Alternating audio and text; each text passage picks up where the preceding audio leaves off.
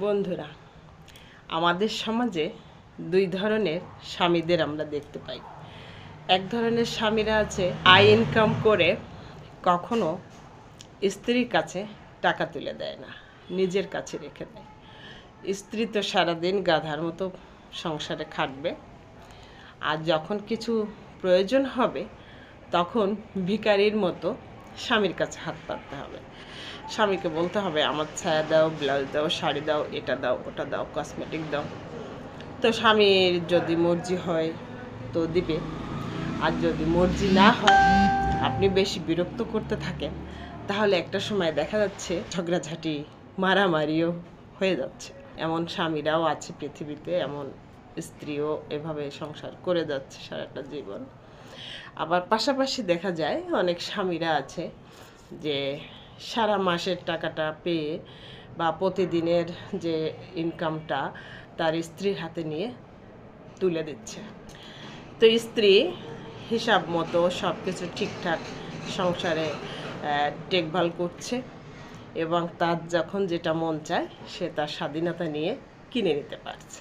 তো এই জন্য বলা হয় যে আমাদের সমাজে দুই ধরনের স্বামী আছে। এক ধরনের স্বামীরা বউকে চাকরানি আর ভিখারিনী করে রাখে, আর এক ধরনের স্বামীরা স্ত্রীকে রাজরানী করে রাখে।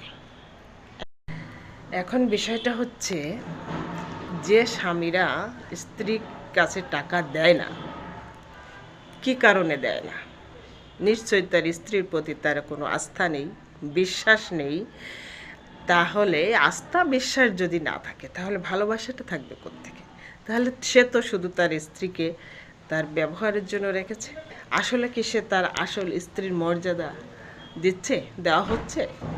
যে স্বামীরা স্ত্রীকে এতটা আস্থা করে, এতটা বিশ্বাস করে, তার সমস্ত পরিশ্রমের কষ্টের টাকাটা তার হাতে তুলে দিচ্ছে, যে তার প্রতি ভালোবাসা, আস্থা, বিশ্বাস আছে, এর থেকে বড় পরীক্ষার হতে পারে না। কি বলেন বন্ধুরা? তো যাই হোক বন্ধুরা, আমরা যে দুই ধরনের স্বামীদের এই সমাজে দেখতে পাই, তো এই সমাজে কোন ধরনের স্বামীরা সঠিক কাজ করছে আর কোন ধরনের স্বামীরা ভুল কাজ করছে, আর আপনি কোন ধরনের স্বামীদের সমর্থন করেন আর কোন ধরনের স্বামীদের সমর্থন করেন না, অবশ্যই একটু কমেন্ট বক্সে জানিয়ে যাবেন।